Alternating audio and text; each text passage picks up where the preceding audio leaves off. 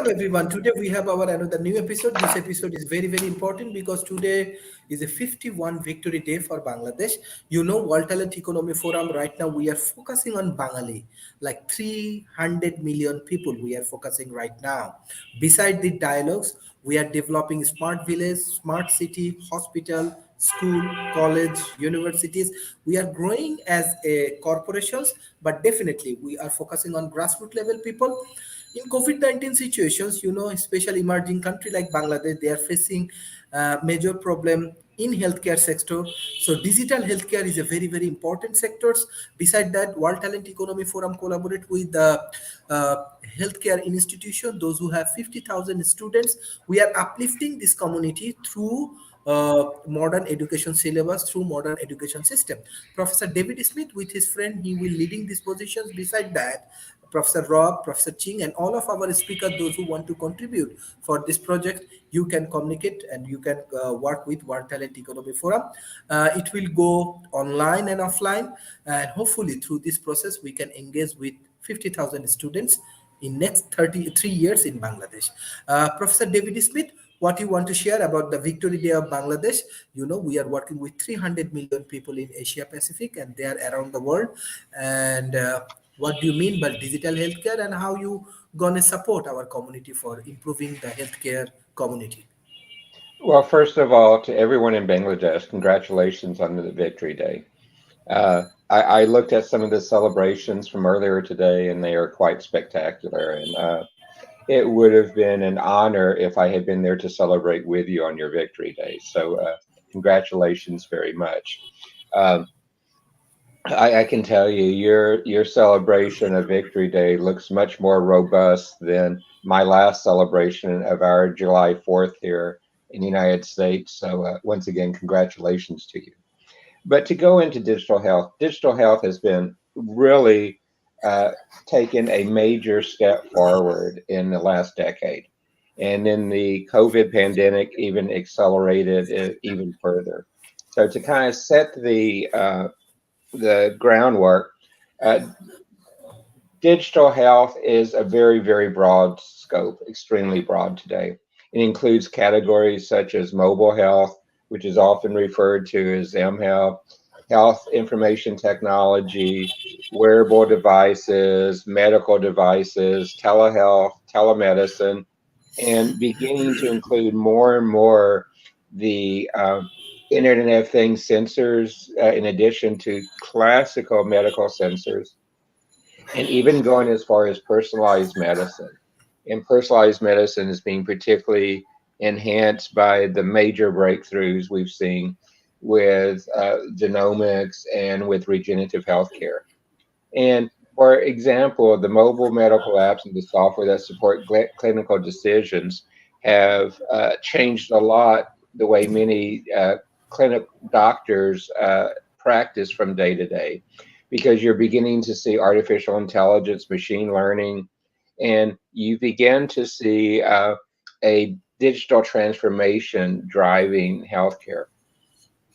And first of all, the digital health tools have the potential to improve our ability to accurately diagnose and treat disease and to enhance the delivery of healthcare for individual.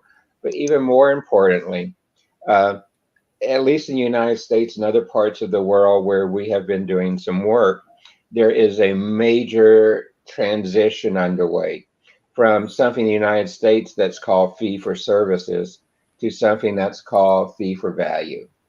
And uh, it affects the way healthcare is delivered. It affects how healthcare is paid for, and is one that I think as we look around the rest of the world, we're going to see it accelerating even more outside the United States than in the United States today. So the base premise between fee for value is that the classical fee for services, doctors and healthcare providers only get paid when you're sick. And there's really not much incentive in the long term for them to keep you well. Where fee for value, the healthcare providers are actually paid more money to keep you well and less money when you're sick, except for trauma, like a car accident or something like that, uh, because they should be helping keep you well.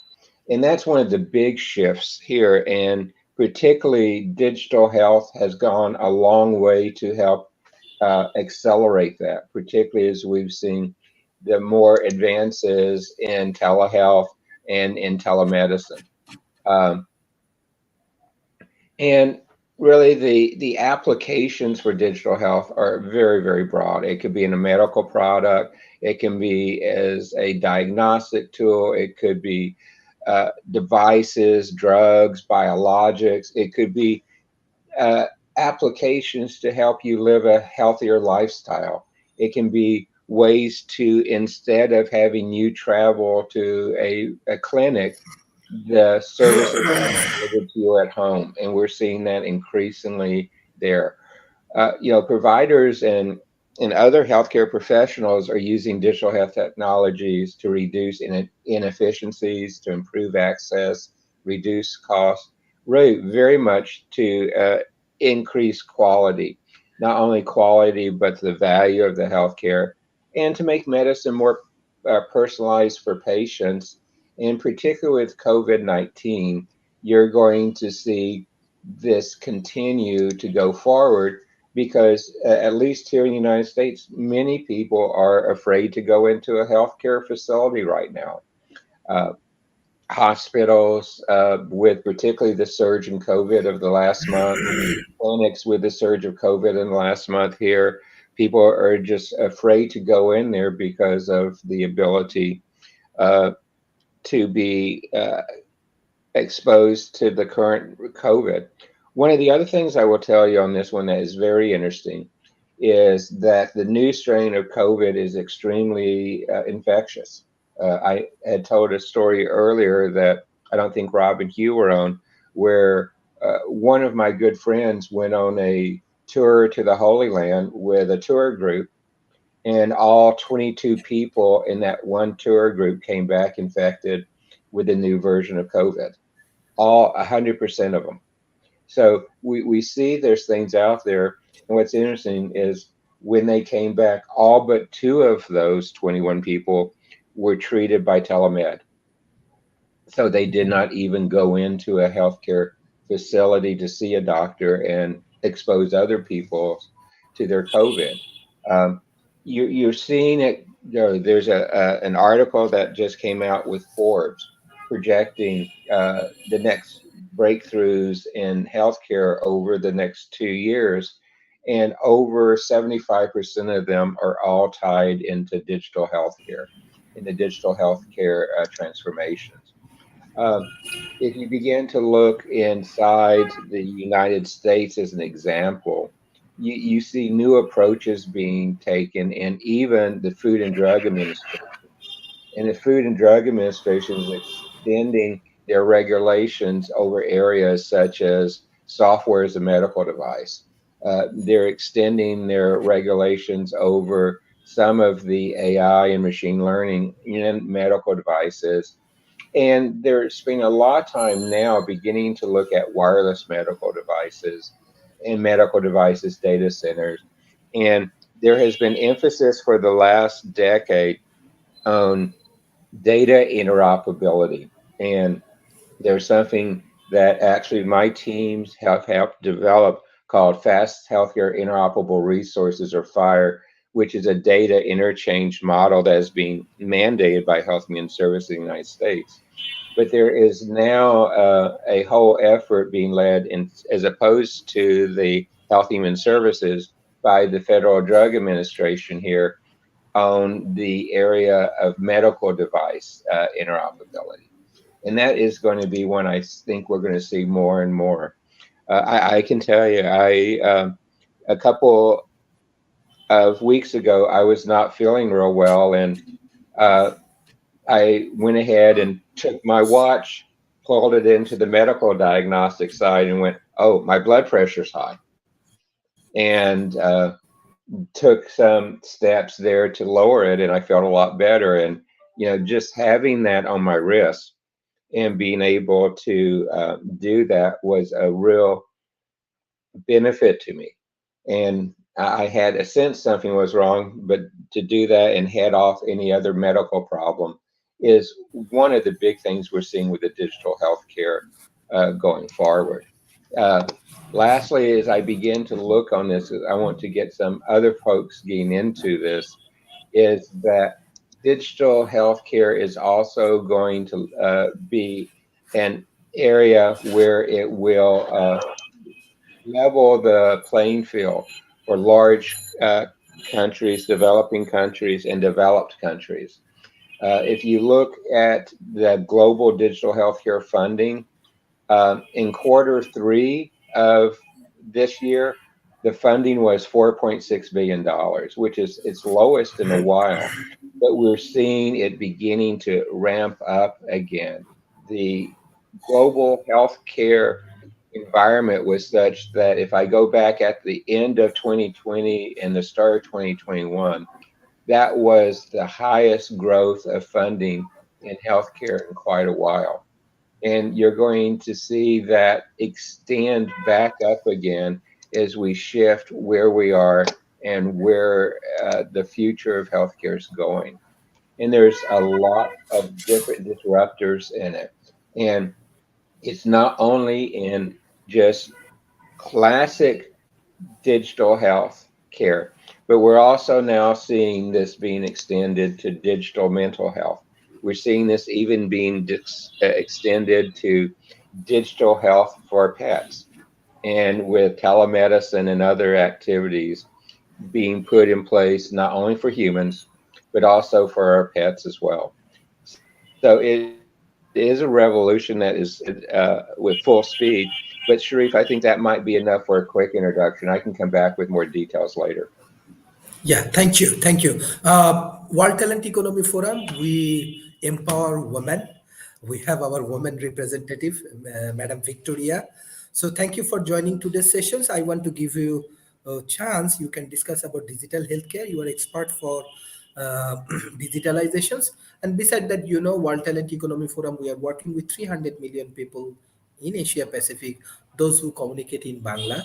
So we are trying to uplifting this community. So how you want to contribute through digital healthcare process, Madam Victoria?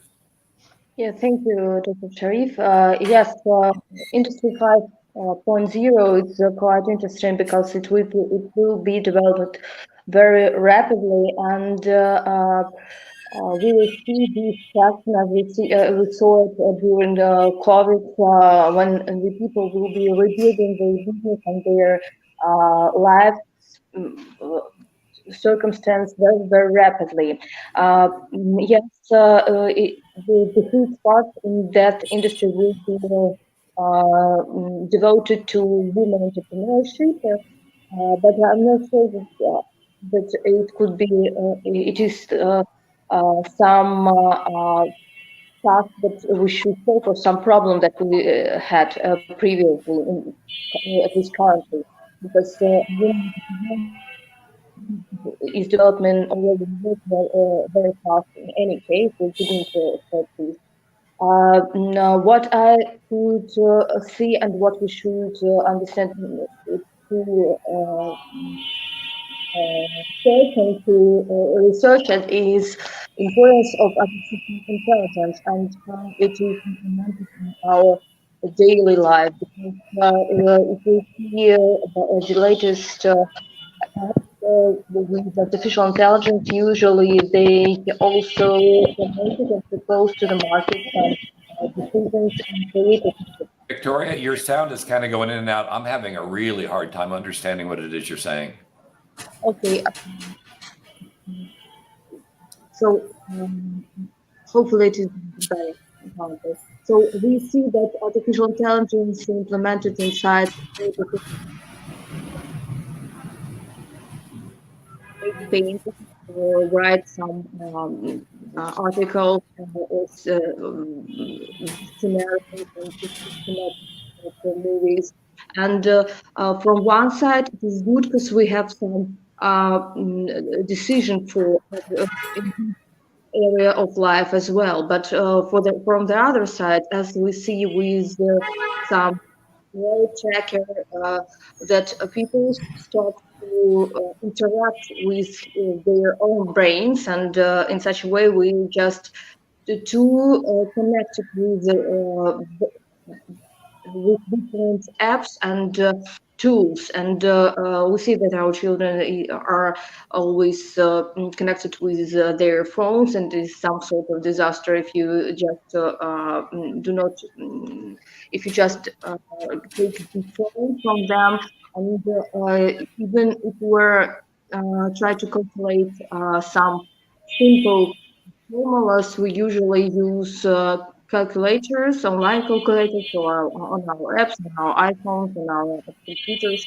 And it's possible to solve the task in the short way, in the short term, but in the long term, this we start thinking by ourselves. In this trend, as positive, um, as positive and negative features, negative circumstances with whom we should maybe struggle somehow. Because we should think out how to use our brain if artificial intelligence will be write some essay for our children or for ourselves. We'll be writing books for ourselves.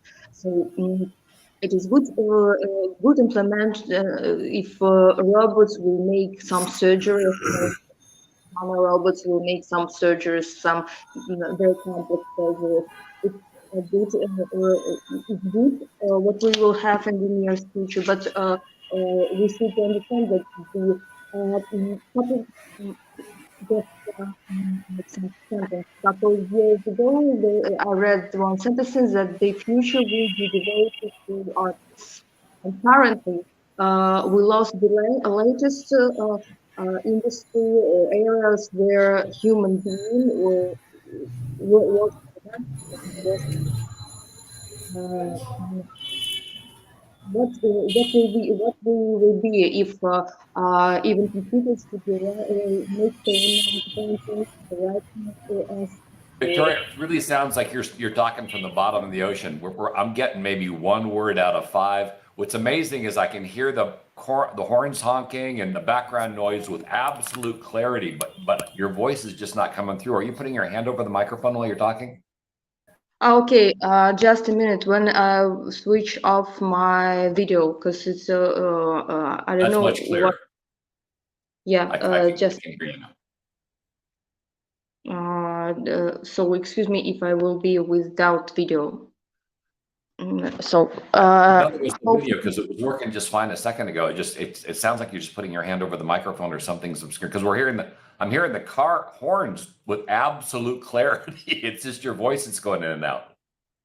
And I've heard when I'm talking with you, I'm hearing some cars on the backside. So maybe it's not the mine problem. Maybe it's we have a lot of voice microphones is switched on, because usually if we are talking, we usually everybody switch off the microphones. So in any case, what I want to tell that we see this new app GPT, and which is could provide some creative tasks for people, and the bad side of this is that we could lost our only ability which we differs from computers, creative ability, and that is a big question. So what we will be doing if everything, even paintings, will be done for us by computers? So will we need in this future as a human being? So that is my point.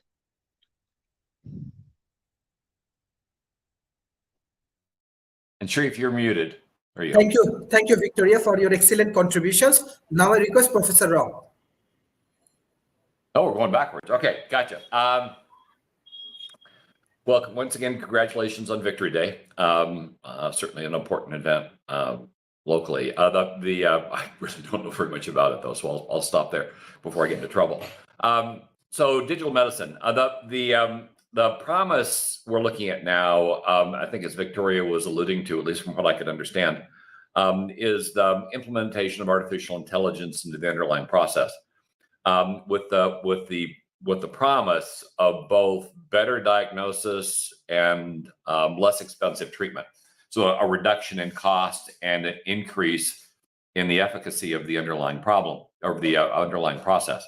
There have been some interesting breakthroughs of late. One, the vendors that push mainstream artificial intelligence, folks like NVIDIA, have just made a big push on placing artificial intelligence into equipment. Now, I've seen these implementations in factories where the artificial intelligence allows an untrained technician to step into a repair and be able to do the repair, perhaps not as quickly as an expert, but as well as an expert.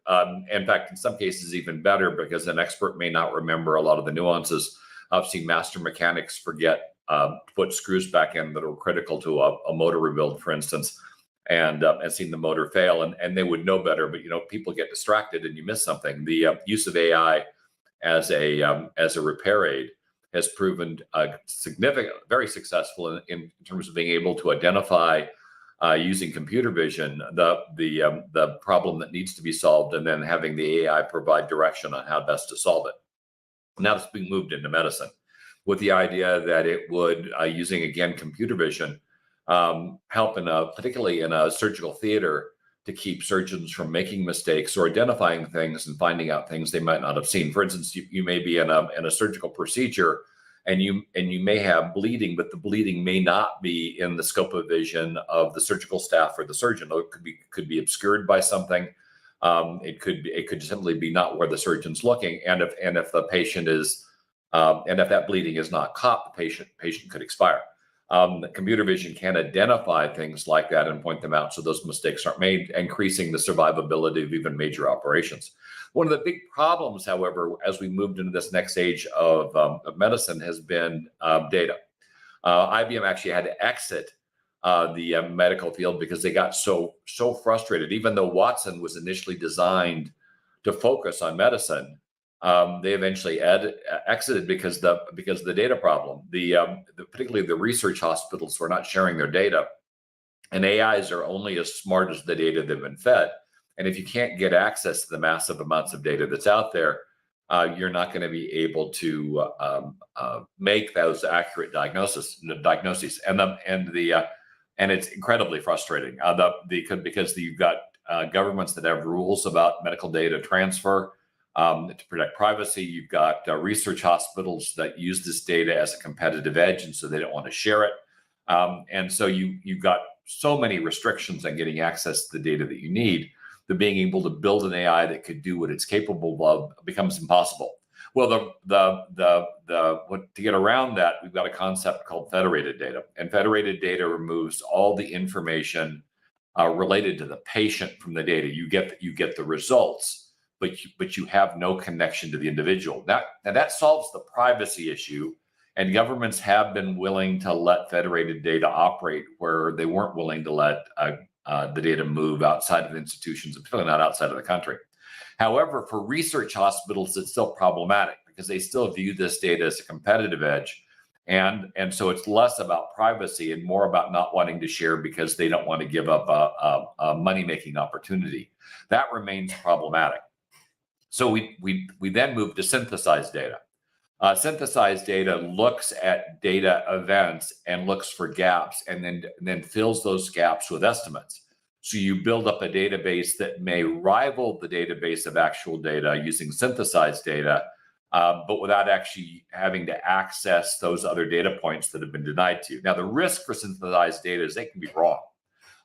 Just because it looks like you've got a line and it looks like you've got 2 points on a line should connect them, doesn't necessarily mean those midpoints are going to behave that way. We certainly find in nature that things can vary a great deal between data points, and so the synthesizing data comes with a risk, but it also helps address a problem that's not being addressed any other way, largely because of the competitive needs of these research hospitals. It's probably going to require government intervention to require research hospitals to release critical data so that medications can be created more timely, cures can be be more effective, and particularly diagnosis can be more accurate.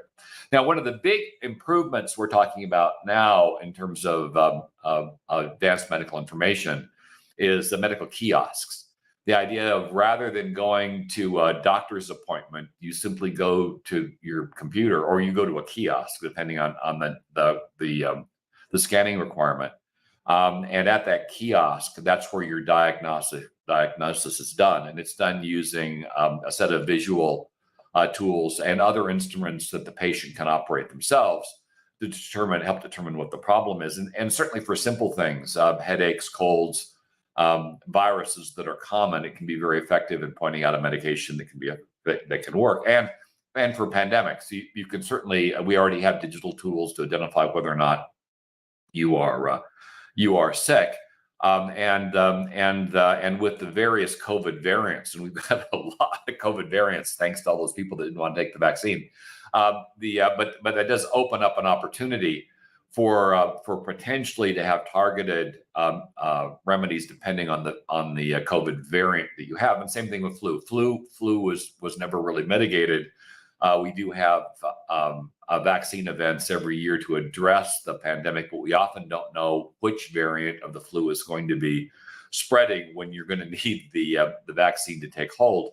And so there are years that a lot of us that get vaccinated, but we'll all get sick because the flu variant is not the same variant that the vaccine was designed to address. And so the variant goes right around it.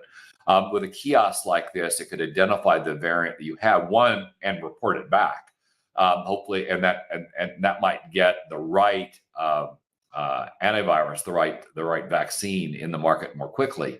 And also identify the spread of a virus much more quickly, and a spread of a variant much more quickly than we have now. But what it would do was unload doctors and nurses from what routine procedures where a medical professional isn't really required. Because the problems are so common and the knowledge surrounding them is so well spread. Now, the other thing that these AIs can do, other than just do the basics and free up doctors and nurses to do the more difficult things, is they can identify unusual sicknesses. The example I've used before was the one that was given me when I was first briefed on Watson's medical capability back in the early 2000s, and that was one of the training doctors who had spent 3 years trying to diagnose a woman who was undiagnosed in a tremendous amount of pain, but nobody could figure out what was wrong with her. Turned out she had a very rare disease that only hits a handful of people every year, and so the medical information on that disease was not distributed and was not well known. And as I say, it took them 3 years to come up with a diagnosis. They entered her symptoms into Watson after it had been trained. And Watson had it, I think, as number 7 as the likely cause of her problems. So, getting through 7 possible causes of a virus would take a few hours. Depending on the testing, might take a couple days, but wouldn't take 3 years. And that was Watson as it existed back in the early 2000s, not where we are with AI now. And AI right now has significantly advanced. One final advancement that I'll cover, then I'll pass the baton back to somebody else, is conversational computing. The interaction between the patient and the medical professional. Some people mix up chat bots and conversational computers. I was just doing a review with a client a couple days ago where they were asking about chat bots, but what they really were talking about conversational AI. The difference between a chat bot and a conversational AI is a chat bot is very narrow. And largely text, so that you can do text to speech and convert it to speech, but it's not very responsive. It's tightly relegated to whatever it's attempting to do, not very much breadth, and its capabilities are very limited. So a chatbot is kind of an advancement over what we used to call IVR, interactive voice response units, that we had in telephony. And often when you're getting a sales call from a robot, it's an IVR system. You've got a chatbot's very similar to that. Very limited. You're not going to have a conversation with it. Conversational AI can drift. You can have a conversational AI ask you about your kids and actually alter its response based on how you respond dynamically, so it feels like you're talking to a person. I've been involved in the Amazon test of their conversational AI on Alexa, And I've had a conversation with it that's lasted up to 15 minutes, and actually enjoyed the conversation. Knowing that it's an AI and it's talking back.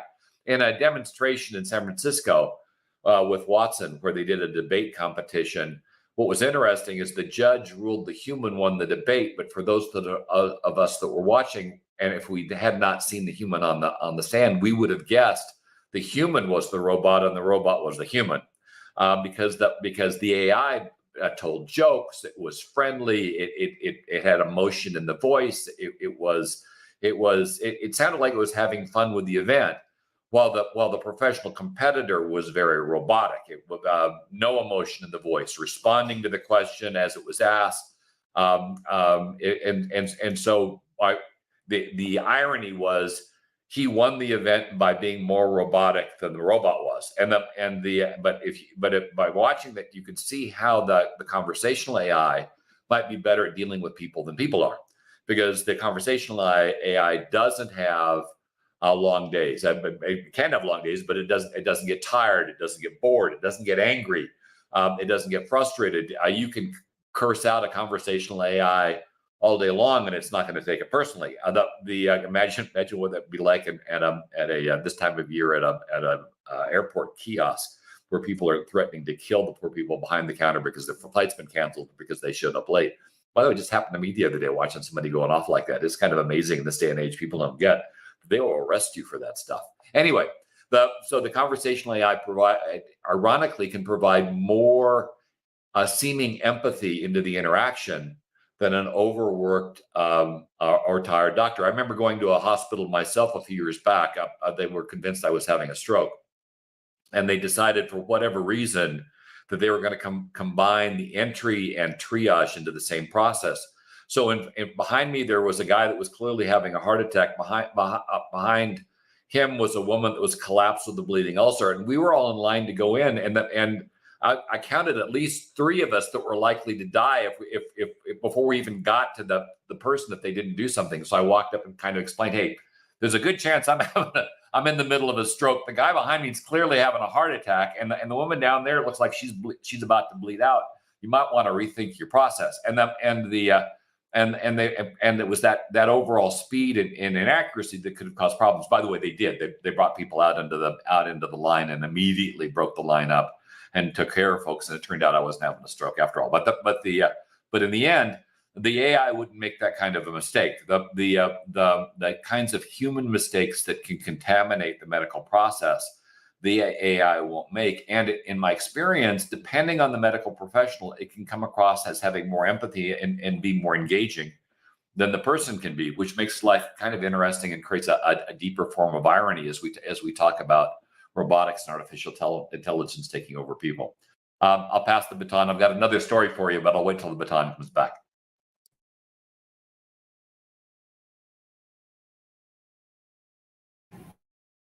And I believe it will be Thank you, now Sachin. Okay. Congratulations on your victory day. I have many students from Bangladesh. Okay, I realize there are a lot of intelligent people from Bangladesh. It has an extremely good intellectual reputation in the past.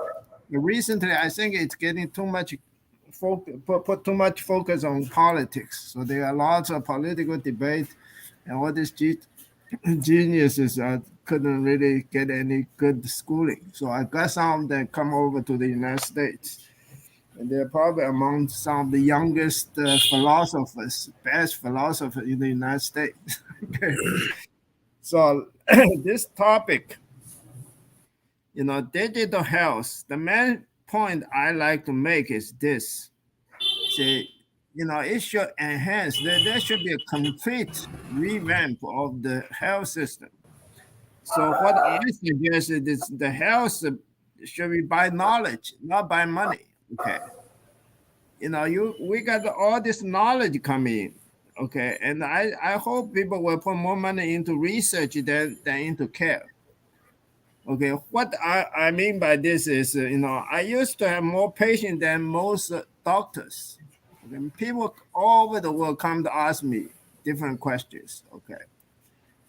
And even my own doctor, she listened to me more than I listened to her. Okay, now she's very healthy.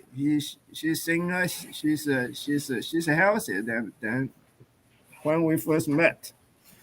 But now, you see, I used to talk to people about medical information, but now I have a policy. I will never serve anybody who I cannot take care for the rest of his or her life. Okay, I find this life science is a permanent thing. Okay, you cannot give some suggestion. You just stop. Okay, you have to continue this. Okay, anything you give to people, it has to have short term, long term, all benefits come together. So I now only take care of myself and then my students. Okay, nobody else. And again, this focus is on knowledge, not on money. Okay, this in the United States, this idea of money is controlling medicine. It prevent all my teachers. They don't go to hospitals. They stay home. Okay, until they die. Those wisest people, they just stay home. And in my case, I see this basically. There's this three type of medicine: Western medicine, Eastern medicine, and my own whole science medicine. You see, whole science medicine basically believes that medicine is an extension of food. Okay. Also, it believes in self-healing. Okay. No one knows more about me than myself. Okay. I have more knowledge than most doctors. And I think that, there's something totally wrong. First thing is that life science is not empirical science. It cannot be empirical verified. You see, if some drug help you for the next year, it may not help you in the long term. Okay, it may not help your children. It might just ruin your DNA, and it will just cause such a bad situation for future generations. So I'm for using more logic into life science. Experimental data are just data, they are inputs. Okay, you want to get to the final result, you have to put all this data together and finally come up with a result. Okay, that's from the theoretical point of view. Okay, from a practical point of view, as I said, I'm for just taking care of people I'm willing to look after for the rest of their lives. And I'm pretty sure my people are much more healthy than people taken care by doctors. Okay, and something is very much wrong with at least the medicine in the United States. Too much money centered, And I guess I shouldn't say much, because this field is a field that I'm really, in some area I'm really good at. In other words, I'm good at longevity. I will not go talk public on longevity, because I already know a lot of things, and I contradict the establishment almost completely. I would not hire a doctor. If I hire a doctor in the future, I will not hire a doctor younger than me. Those young people, they don't know anything. Okay. And the old doctor, he has studied, and he also become old. He has gone through this process himself, so he can give you some ideas about his personal experience. Okay, something's totally wrong. I just, first of all, I just say I'm the founder of whole-science medicine. I believe in creation. I don't believe in evolution. I don't believe in chance. You see, I think the human being created so intelligently. Today the knowledge difference between the creational knowledge and the today's scientific knowledge, there's no comparison. Just complete. I would say all the chemical medicine should be reconsidered. There's no way to test a medicine whether it's effective or not. There cannot possibly be conclusive test result for medicine, because the life science deal with DNA, which lasts to infinity. And a lot of because empirical verification, people think we can just give some finite result. No, that's not right. Okay. So, I should not say too much, because this is a field that I'm personally involved in, privately and professionally. And the idea I say here is almost like giving medical advice on TV. So usually when people talk about health and medicine, I stay out. Okay, so Dr. Sharif asked me, no, he called me. I went to dance last night. I stayed up. He got me. Okay, so I have to say goodbye. Okay, Sheriff, thanks for getting me in. What?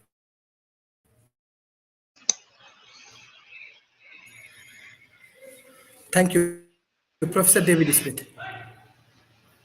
Well, Sharif, really good topic. I love the diversity of ideas, and stories always make a great approach to making things more understandable. And Rob, your stories were fantastic on this one. Let me just step back into digital healthcare just a moment, and talk personally for a moment or two, and then jump into some more remarks to try to get to the bottom of this.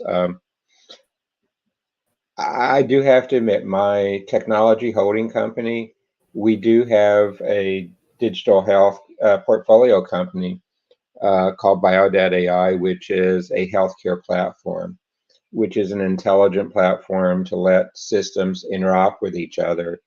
And it embeds smart tools inside of it, such as machine learning, natural language processing, workflow, and others, to allow very rapid development of applications. If I look in digital health over the last 5 years and want to put a tag on digital health, the tagline would have been the industry was trying to focus on interoperability. And Rob was so correct in saying that particularly research institutions and others do not want interoperability yet. And many of the large healthcare groups do not either. But, in today's time, we have so many specialists where a lot of us are traveling, and interoperability is important to us today, going forward. And then we saw COVID hit, and again, within my company, we have a telehealth division, and part of our telehealth offering is kind of interesting, and it's for episodical care. With the high deductibles we're seeing in healthcare today, we have some telehealth offerings where for $50 a month, you can get basic non-emergency healthcare by telemedicine for you and your family, and answering questions, and even doing some prescriptions which are not the control prescriptions. And the uptake on that's very good. But what we're seeing in healthcare is a tidal shift that's just now beginning. And as you heard you talking about, Rob and Victoria, we're seeing a shift to more where genetics is becoming more involved.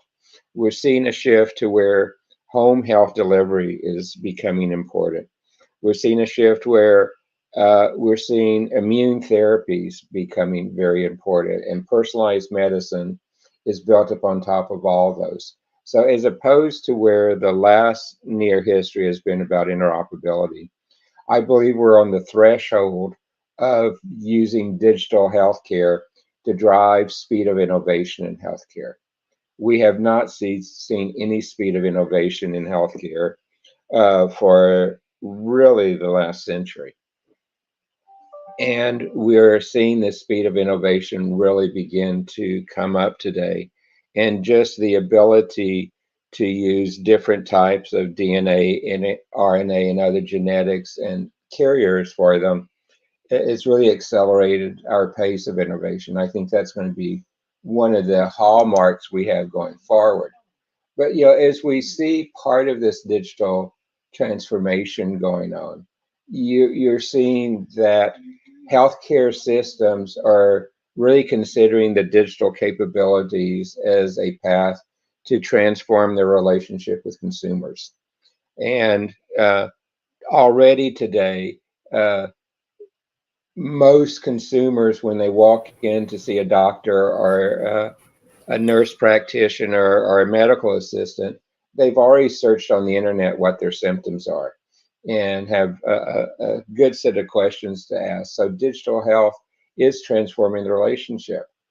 And while really to do these changes, particularly with the incumbent dinosaurs in healthcare, particularly in the electronic healthcare records, electronic medical records, who tried monolithic solutions and are slow to change, many people are beginning to focus on interim milestones and to show value. And we're beginning to see KPIs put in place around those.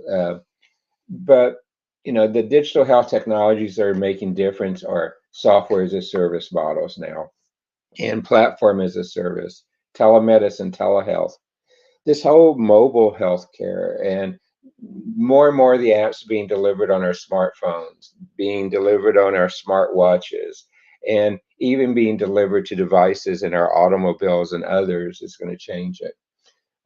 We're seeing those really begin to go into home healthcare services.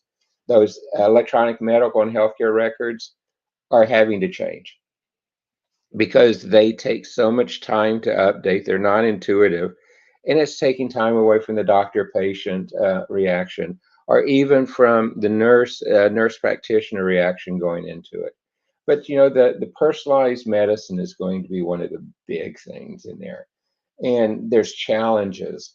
Many in the healthcare system are very reluctant to change, and that's most industries, but healthcare is even more. Um, very few places in the healthcare education system teach digital. Here in Austin, we started a new medical school about 5 years ago now. And one of the courses in it is the doctors have to actually write healthcare applications in this course.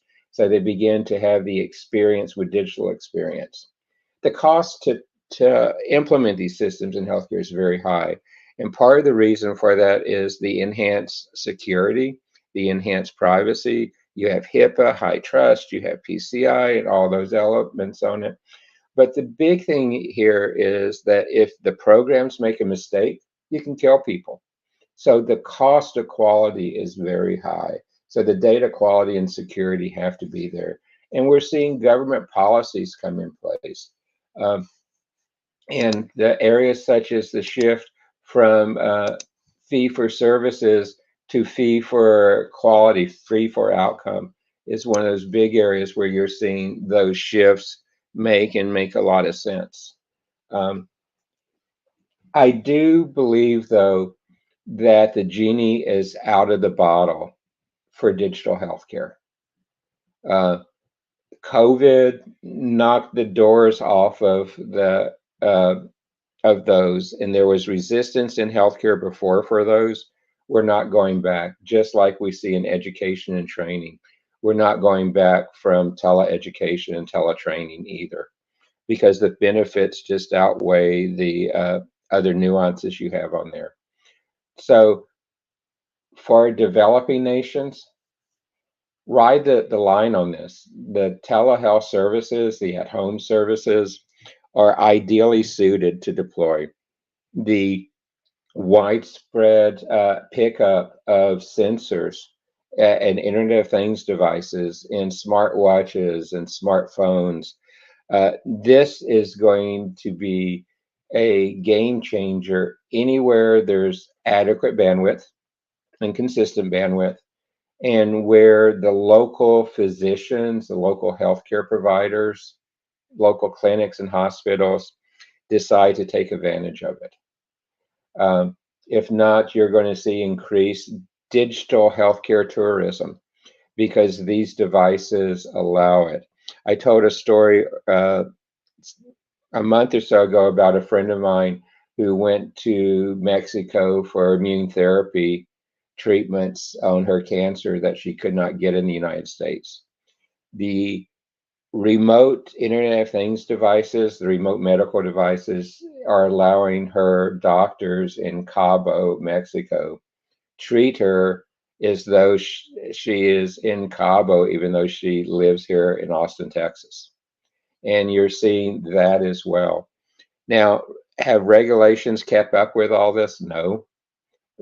Regulations are often a lead lag relationship to technology, and those do have to change. And the same things, we're beginning to see the curriculums beginning to have to harmonize. The curriculum that we're talking about with Dr. Sharif, a couple of the classes in there are what's the culture of healthcare in different parts of the world, and how the ecosystems, the physical ecosystems and the digital ecosystems vary around the world, and how even the codes that are used to describe what the sickness you have is very different with each part of the world, and how we can begin to harmonize those. So that's part of the future of digital healthcare.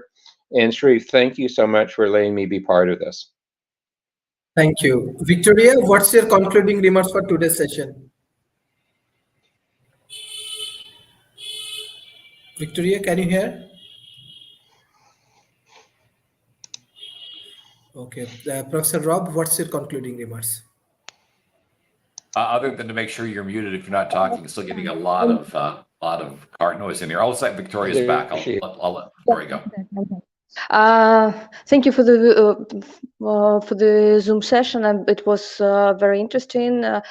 So I have nothing to add, frankly, but besides that, I'm sure that we need to think out something to be better than computers are. So that's all that I can say in the end of this video. I'm not sure about gene therapy, but I think that maybe our nearest future is looks like cyberpunk video game.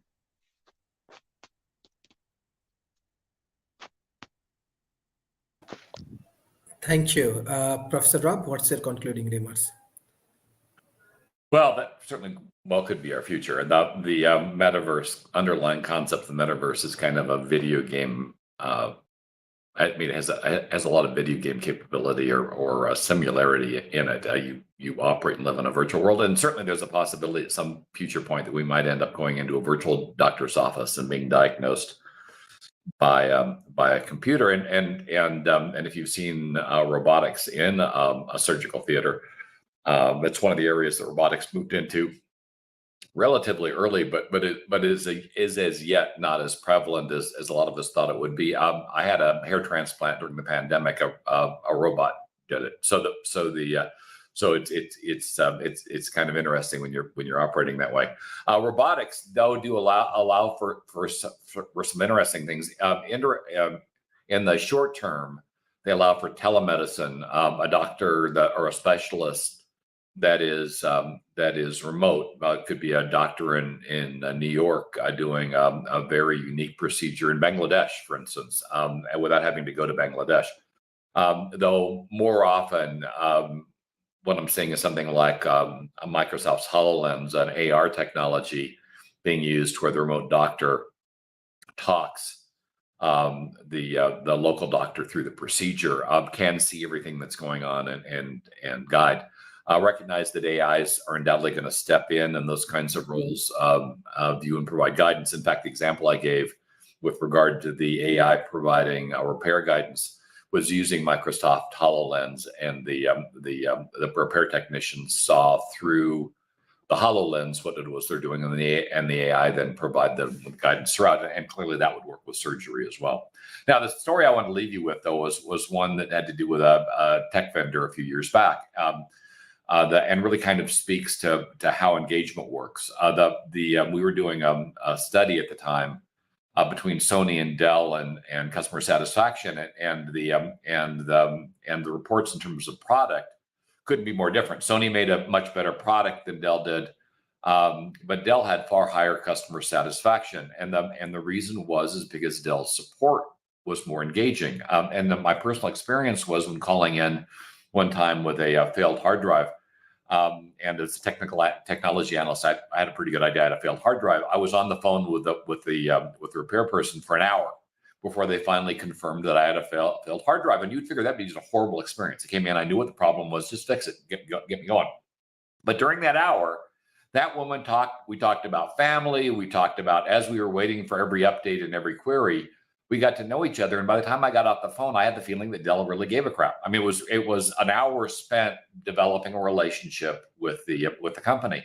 That's really the promise of conversational AI, is creating relationships at scale. Doctors do not have the time anymore to engage with patients the way they did when I was young. They're spread very thin. We've got pandemics cutting through that. They simply don't have the time to engage. And as a result, patients are feeling kind of isolated. They're not getting the help they need, particularly not getting the mental health they need. And so this is where conversational AI can step in and provide the services the doctors do not have the time to provide. It's not a case of AIs at this particular point displacing doctors. They're supplementing them. They're filling a gap that doctors can't fill, because it takes a while to spin up a doctor. Generally, a general practitioner isn't able to practice until they're in their 30s, and that because they've got to go through the residencies, they've got to go through multiple levels of college training, and if they're in a specialty, it can be even longer. And by the time they actually can practice, they're so tired and beat that often they can't. They're not functioning all that well at all. And substance abuse is a major problem that we don't talk about as often as we could in the medical profession. So conversational computers coupled with computer vision and federated data can provide a level of care that people are currently not getting. Not doctor replacement, supplementing doctors so that people get the care that they need, get the interaction they need, have the relationships they need with whoever's providing the care. And as a result, the outcome is not only less expensive, but it's actually more effective.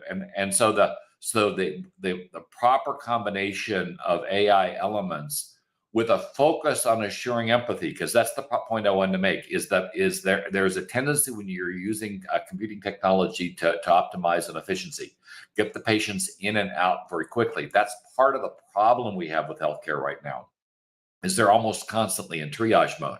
And that means patients are not getting the care that they need.